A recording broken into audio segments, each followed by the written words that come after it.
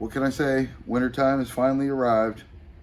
So before we get to those super bitter single-digit temperatures, I thought I'd share with everybody how I personally mix my 2-cycle fuel mix for the wintertime. Now, you can't use iso alcohol like you can in a car in your 2-cycle gas and oil mix. It thins out the mix, alcohol thins out the oil, and it will damage your engine, so don't use that. What I personally use is seafoam. It is made for 2-cycle operating engines, and it's safe that way. So anyway, I thought today I would share how I mix mine up, try to keep it simple for you as I can, and hopefully it'll help somebody out for their fuel not freezing or turning to slush if your bike has to sit outside in the weather or whatnot. Even if it's sitting in a cold garage, 2 degrees is 2 degrees, you know what I mean? And it only takes a little ice crystal to clog up the old carb jet, and you're not riding off anywhere if you use the bike year-round as your main source of transportation. All right, so let's get started. I personally went to the trusty petrol station and got my 2 gallons of gas, which is up to my line right there. So for each gallon of gas, I will use 1 bottle of Lucas oil. For the sake of the video, I've already poured in 1, so I'm going to pour in my second. Because I made 2 gallons of gas, I put in 2 bottles of oil.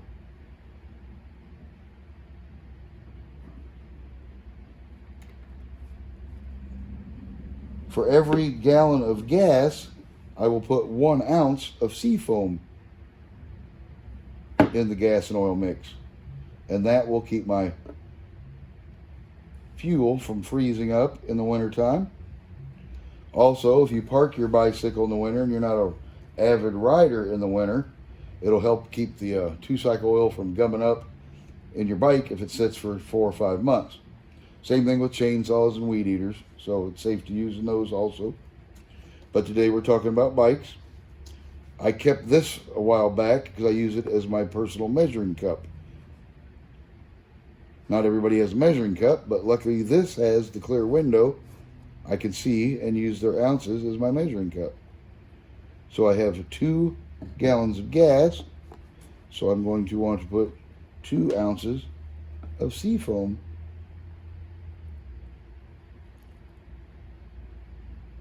in my mix. So I can see it's right there.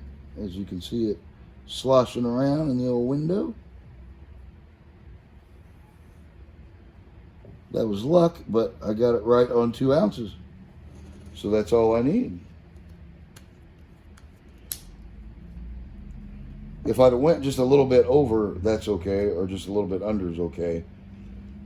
But you can't just eyeball it and glug some in there, because you might thin it out too much with the seafoam. The seafoam is for 2-cycle engines, but if you put too much of it in there, it will thin out your gas oil ratio, and will probably be a definite problem for your engine. So take a little time, measure it out.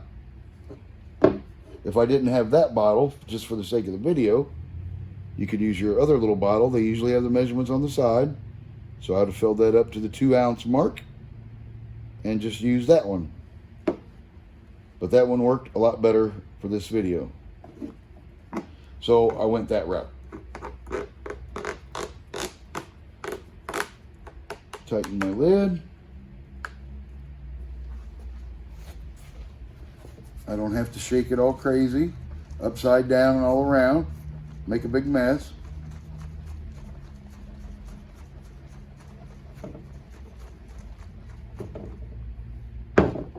Now I'm ready for the winter time.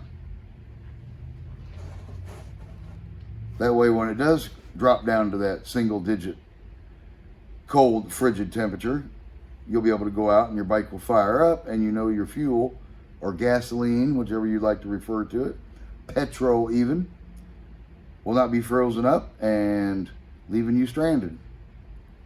All right, well, this is just one little friendly suggestion for those who have to be in the frigid temperatures and ride every day. A little sea foam will help keep the troubles away.